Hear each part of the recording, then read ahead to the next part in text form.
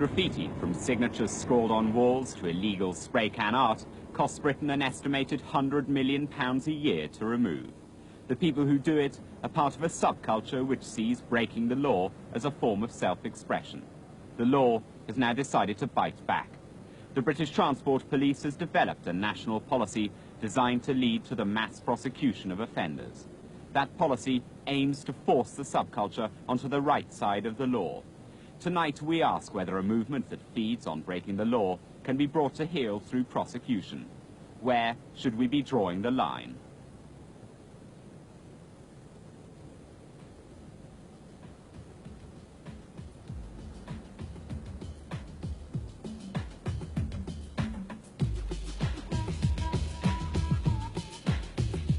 The graffiti culture is a borrowed culture. It first appeared on the side of New York subway trains 15 years ago.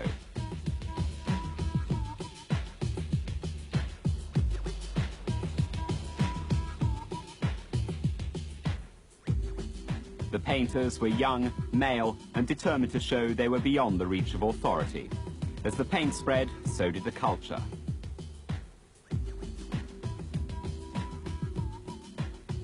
Soon, handball courts in every large city in the States were covered with paintings by the good and the bare signatures or tags of the not-so-good. The problem proved almost uncontainable, and as it grew, so did the outrage of people confronted with an alien culture. In the early 80s, graffiti crossed the Atlantic and started appearing on British walls. Again, the writers were young men determined to show the law couldn't stop them, even if it could reach them. Inky from Bristol, who's given up illegal work, was one of the first painters. But while superficially similar to its American neighbour, the roots of the British culture were very different. If people remember that the beginning of the 1980s was well known for its urban street riots in places like Bristol, St Paul's, in Brixton and in Marseille. That was seen at the time, in the media certainly, to be a young black phenomenon, but it was in fact a mix of young black and white styles of urban protest.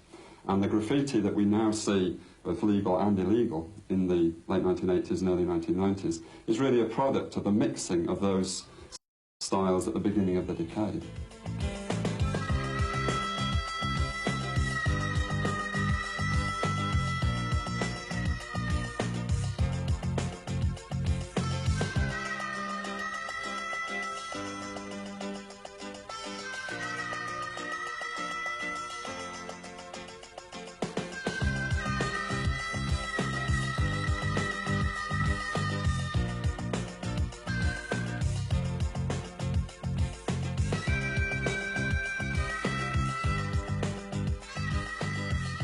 Bristol was one of the city's first and worst affected. A tight-knit group painted dozens of murals a month.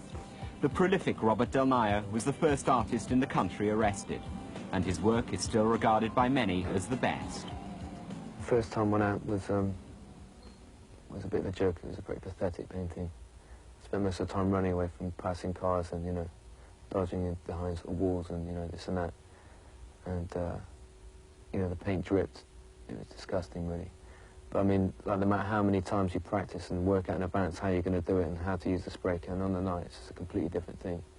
It does what it wants. It'll drip, it'll go crazy. And, you've got one chance to do everything. You have to make everything count. Every line has to be, perfect, spot on, bang, bang, bang. You can't rub out and start again. That's one of the most frightening things. It's probably the biggest fear, rather than getting arrested, actually. The whole thing about doing it was, if you messed up, everyone was going to see it. It was, it was a complete, that was the fear. But did a night in the cell stop him painting? You don't feel the police are looking for you after you've been arrested once. I mean, as far as they're concerned, you're probably gone home and you ain't never going to do it again. So, but the first time I went out after being arrested was pretty frightening, en route to the destination, and then getting there and looking up at the wall with the blank canvas or whatever and thinking, I've got to spend 4 hours here now. If I'm going to do a painting, it's going to take me 4 hours. You have to commit yourself to that. That's frightening, because, you can't just walk off after 2 hours and think I'll finish it off later and leave a half-finished piece of work at there. That's, I'd rather get arrested than do that. For the police, the appearance of a durable graffiti culture presented them with a new problem. Officers had always been able to disregard random scrawlings to concentrate on more serious crimes. But brash murals were an open taunt, a public flouting of the law that was impossible to ignore. Railway property was the worst hit, and the British Transport Police concede they simply didn't know how to tackle the sprayers. At the time, we caught the odd one or two people actually in the act, but it's extremely difficult to actually catch people doing it. I mean, if you don't catch them doing it, trying to get the evidence together for individuals is rather difficult. Say one or two were caught by police officers on patrol in uniform, others in plain clothes. None were actually identified on their tags there and then, so it was very much a hit-and-miss affair. But while convictions may have been sporadic, they did happen, and attracted attention as the first of their kind. That attention led to a backlash that surprised the sprayers and dismayed the police. It was the appearance of the tagger, a copycat whose only creation is his signature.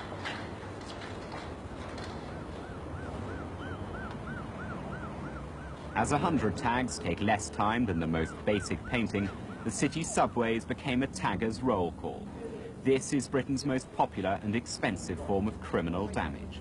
It's always practiced where it'll be most noticed. But why do some of the best painters, like Inky, who's now given it up, also tag? You got the sort of gangstery sort of image at first when you first get into it, and then you get into the drawing side of it as well after that, really. Doing it illegally, running from the police and so they can draw you into it quite easily. Tagging is like a uniform language to all graffiti artists, where you got certain shapes and letters, and it can be anything from the simplest scrawl to the most complex, like sort of typography, calligraphy style thing on a wall. And the more complex it is basically, it's like the better you are as a writer, the more complex you can do a tag. But however complex a tag is, it's still basic compared to a painting. And by working with taggers, artists like Inky admit they're enjoying the respect of the peer group they motivate. Criminologists over the years have argued that it is a relatively inoffensive part of youth culture, and even though it is illegal in many cases, it should be left to really go away, and that if you police it, as it was policed in many aspects of the 1980s, it really would make it worse as a problem. It's a classic case of there being a kind of moral panic, which was also obvious in the media as well as in police reaction.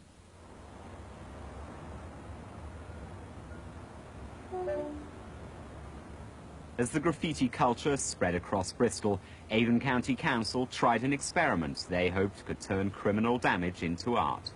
They set up the Aerosol Arts Project in Barton Hill. It became a legal meeting place for sprayers, who used the walls of the youth club as a place to exchange and practice ideas. The aim of the Aerosol Project was to provide and offer legal provision for aerosol artists in Bristol, and the project's aims was to bring in all those young people, as humanly possible obviously, that were working illegally in and around Bristol to this site where there was paint available and wall space for them, and tried to show them that aerosol art could be a positive outlet.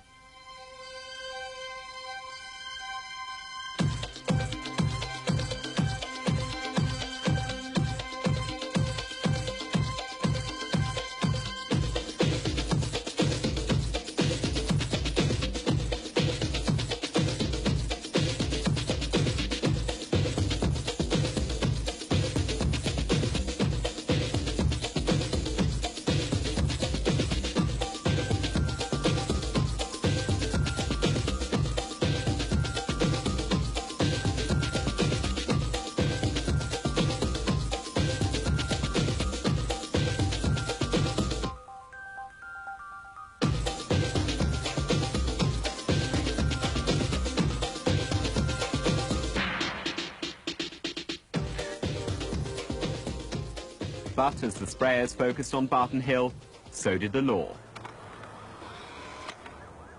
The British Transport Police began surveillance of the youth club. 5 officers worked for a year, photographing tags on illegal paintings and matching them up with murals at Barton Hill. It was the beginning of Operation Anderson.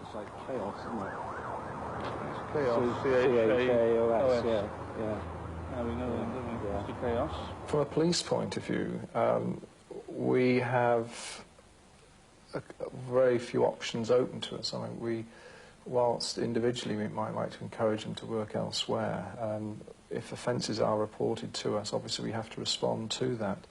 And I think if the same situation appears again, we would probably take a similar course of action. The police have a number of options when they attempt to control this sort of behaviour. They can prosecute for serious offences, they can prosecute for relatively low-level offences, for minor offences, and they can also not prosecute at all. They don't necessarily have to use the criminal law in this way. They have a fairly wide discretion. And I think one of the questions here is whether, as some criminologists have suggested, that vandalism of this kind can be perhaps channeled in different ways, in more expressive ways.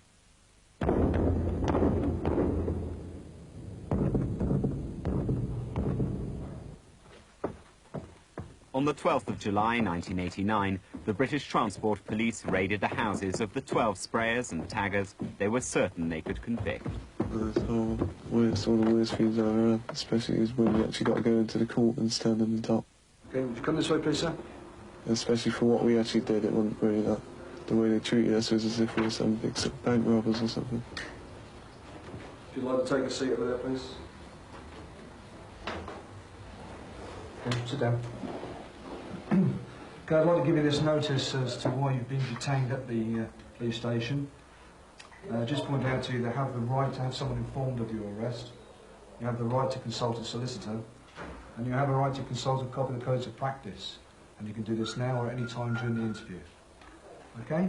I'll give you that notice there. Right, if we can just start then on the interview. They seized sackloads of spray cans, marker pens and design books. But the most important thing they seized was a diary which contained the telephone numbers of nearly 50 sprayers. Over the next 2 weeks, they were arrested in the biggest ever haul of graffiti artists and equipment. We had a large number of offences committed all over the city, a large number committed on the railway stations and on trains. We'd amassed a terrific amount of evidence, but it all had to be pieced together and documented, and evidence against all the individuals had to be carefully examined to make sure that we had sufficient evidence to proceed against the individuals. Cataloguing an unexpected mass of evidence was difficult. So difficult that the chief prosecuting solicitor had to spend 2 weeks sorting it himself. That was fairly conclusive evidence, isn't it? Yeah, very nice. This is really good stuff, this. It's quite nice, isn't it? Yeah, it's not like the rubbish you see just on the side of buildings. Defence solicitors believe confusion over the evidence all but crippled the police case. They say that's why the Crown Prosecution Service asked for a more straightforward mass trial. Bristol magistrates turned them down and tried all but 5 cases themselves. That they were trying to prove some grand type of conspiracy. They then found out that the evidence that they had certainly wasn't sufficient for anything like that and had to think again. But it took them a long time to actually reach that stage. It went through most of the magistrates' court proceedings, as I recall.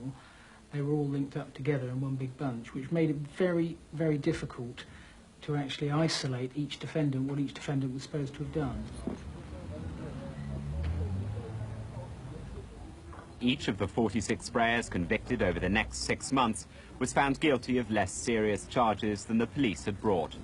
Their fines ranged from £20 to £2,000. The last and most serious case to come to court was youth leader John Nations. The police alleged he'd organised all those convicted. Nation says he expected the prosecution. I knew that I would come into contact with the police because of the fact that this site had tags that appeared on it, that appeared on illegal work outside, and obviously the police formed a link between myself and the project here and work that was going on illegally. But obviously, if I was to attract those young people from a legal nature to this project, it obviously meant that I knew that they had been involved in illegal acts. So obviously I held information that the police obviously felt I could assist them with in their investigation. Do we feel we're getting enough? 250 quid for you? After unprecedented delays, the Crown Prosecution Service settled for a deal instead of a conviction. John Nation was found not guilty, but agreed to be bound over to keep the peace for a year. Going to give that money towards the project, or the painter's going to want that money for themselves.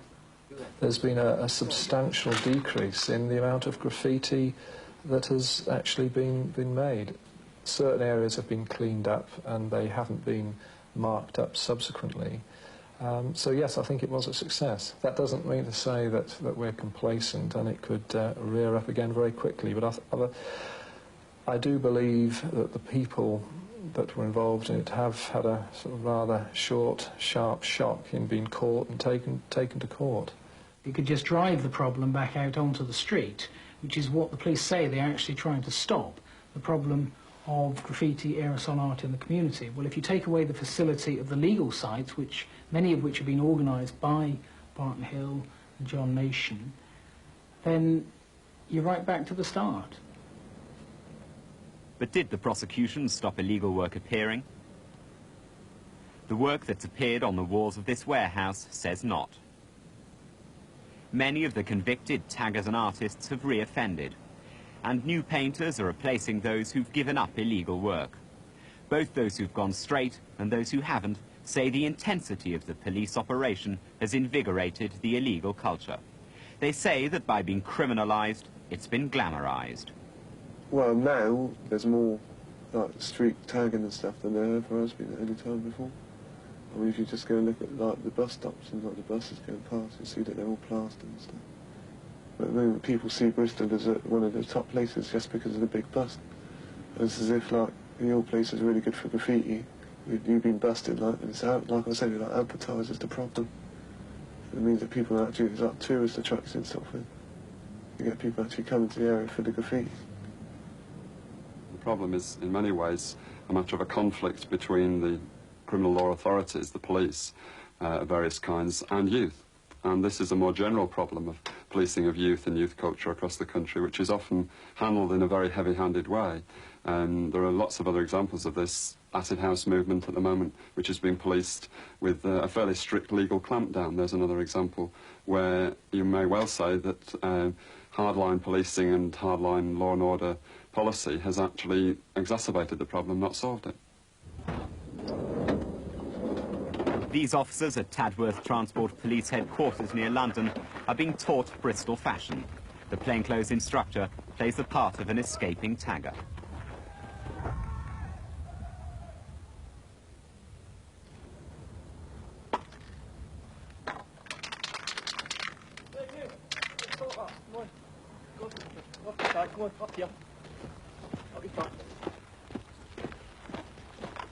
You're supposed to travel on the train, and you buy your ticket before you come on the platform. And then you don't go riding on trains. Just take them in. What did you have? Trespass. That was all.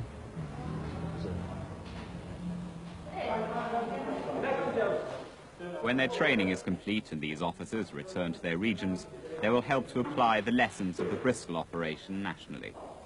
The decision to create a national hardline policy was taken at a seminar of senior officers after Operation Anderson. The more information you get from the house, the more information you can give to the local intelligence officer, who can then circulate it. They may well have gone off their patch and gone elsewhere. You can check out the computer. That's the sort of stuff we're looking for. Not only when we search them at the scene, but later on, if you do get a chance to search their houses. What else would you be looking for then, maybe when you get to the house? Quite a lot of them also have their tags, and they do it in their own home as well, so you can marry up the tags. I've seen a few. That's my name as well. Thank you. The reason the British Transport Police is able to transform regional experiments into national policies is because of its unique structure. Funded by the Home Office and British Rail, it only has one chief constable, and therefore only has one set of policies which can be quickly introduced and changed. Because those policies are national, they have a wide impact. So go over the house. They're often copied by other forces after being introduced by the Transport Police. quite nice, some of them. I like that sort of thing. So we put the information out then to Bristol and to Cardiff, to Plymouth, various other places, and they've all had successful operations there. Cardiff and South Wales had a substantial number in also. It all originated from the job at Bristol. So what is interesting, I think, is the comparison between this sort of phenomenon and, say, football hooliganism. British Transport Police have been very much at the forefront of combating football hooliganism and vandalism over the last 20 or 30 years, and it has been up to the other police forces to take over their role in many cases. In the case of football hooliganism, a National Football Intelligence Unit was set up to take over much of what the role of the British Transport Police had been in the 1970s and 80s. Now, in the case of graffiti, the British Transport Police are very much in the forefront again. The people at the forefront of the graffiti culture are the Bristol Sprayers. At this festival of legal street art in Manchester, Inky gives a demonstration of the other Bristol fashion to graffiti crews from around the country. But being fashionable also means being photographed by officers from the Northern Graffiti Squad. Working with officers from Bristol, it's instigated the largest campaign since Operation Anderson.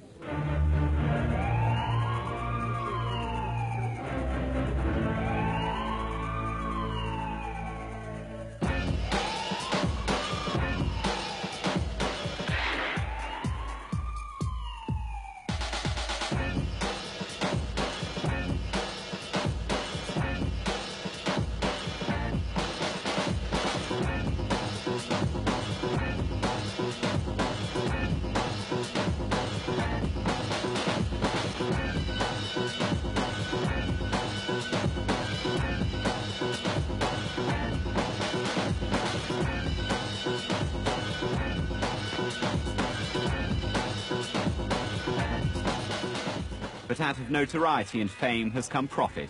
Inky is one of several artists who earn up to £1,000 a commission, painting anything from nightclubs in Bristol to canal boats in Amsterdam, work they say has materialised since they were prosecuted.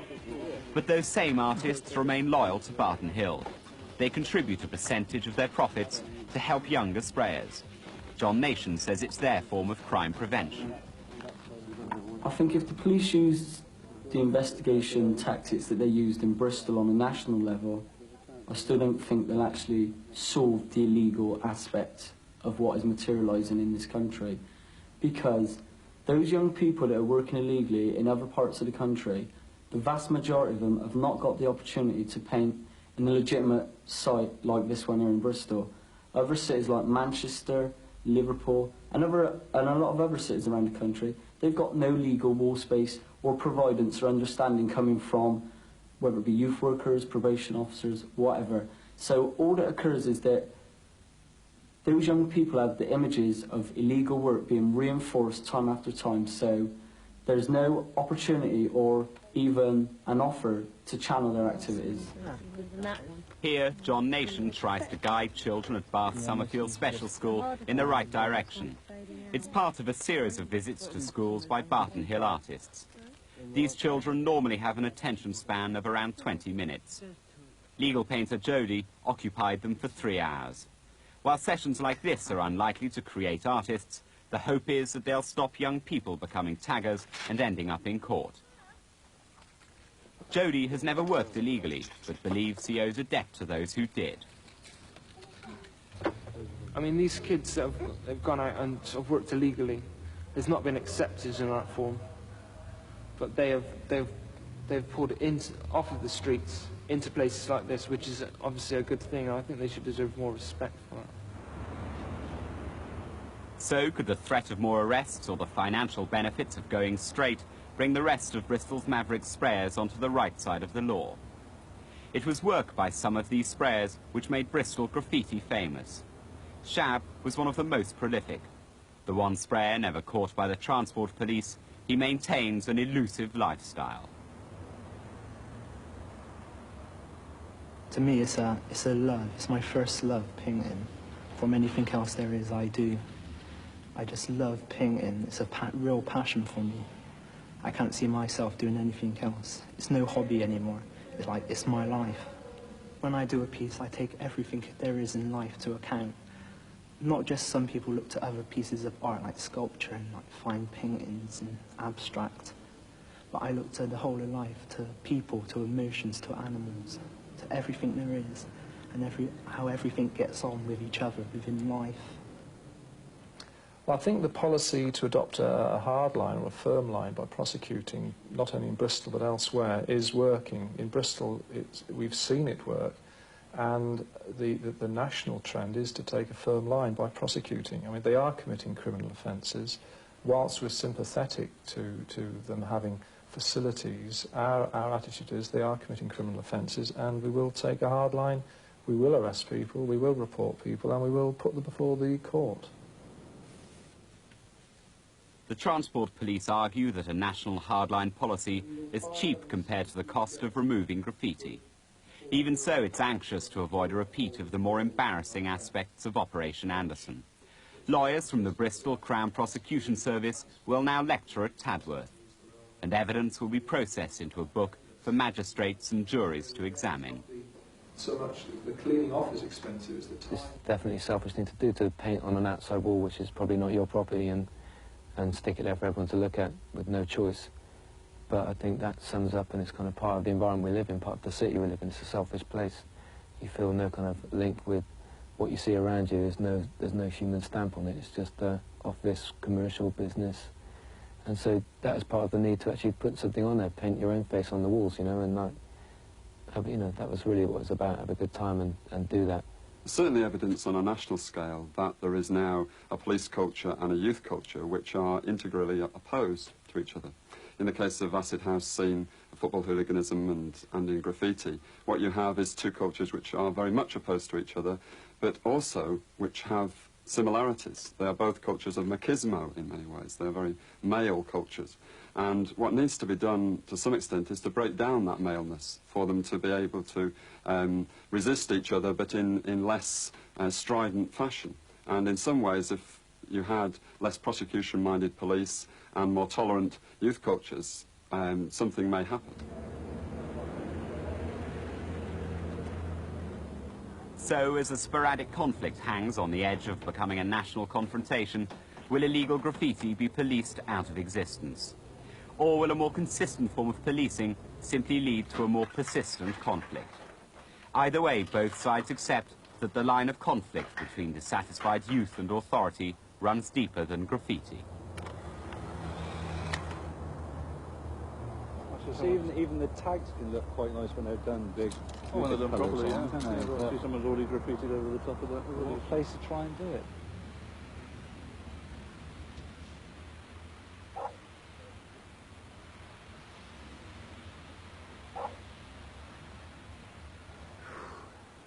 In trouble, pal, now? Yeah. Okay, any complaints you've got, you can make to the custody officer. And we get, yeah, you got the car outside. You've got to complain again. Right, you!